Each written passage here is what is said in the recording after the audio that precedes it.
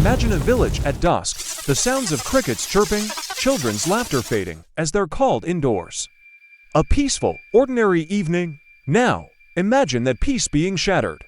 Not by a storm, but by a tide of violence that sweeps through, leaving silence and sorrow in its wake. This isn't a scene from a movie. For countless Christian communities in Nigeria, this has been a recurring, horrifying reality.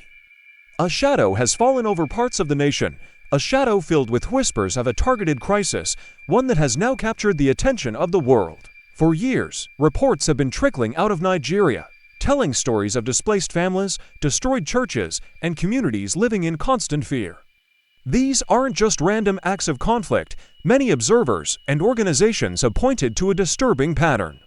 It's a complex situation, deeply rooted in a mix of ethnic, economic, and religious tensions. Farmer-herder disputes, which have existed for centuries over land and resources, have taken on a deadlier, more organized form. Groups like Boko Haram and ISWAP have waged campaigns of terror, but the violence in the Middle Belt region, in particular, has many crying out that this is something more systematic, something that specifically targets Christian populations. They describe a strategy of fear, aiming to drive people from their ancestral lands. International human rights groups have documented numerous attacks, providing evidence of a crisis that seems to be escalating.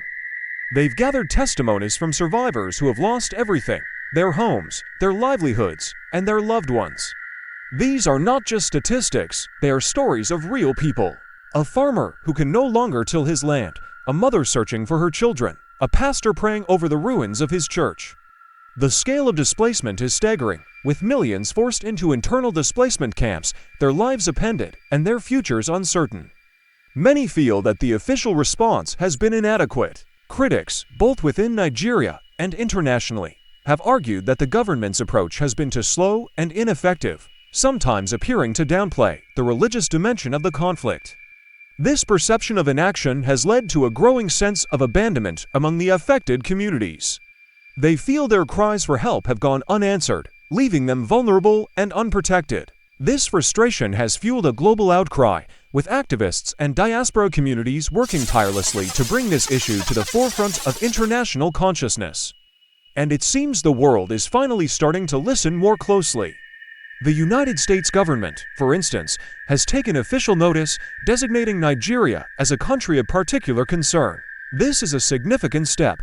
It means that, on an official level, one of the world's leading powers has acknowledged the severity of the situation regarding religious freedom. This designation isn't just a label. It opens the door to a range of potential actions, from diplomatic pressure to more direct forms of engagement. It signals to the international community that what is happening in Nigeria is a matter of global importance and cannot be ignored. This international attention brings a new dynamic to the situation. It puts pressure on the Nigerian government to take more decisive action to protect all its citizens, regardless of their faith. It also mobilizes international aid and advocacy groups, providing more resources for those on the ground working to provide relief and document the facts. For the communities that have felt forgotten, this global spotlight can be a source of hope, a sign that they are not alone in their struggle. But what does this mean for the future? The path forward is incredibly complex. A lasting solution requires more than just a security response.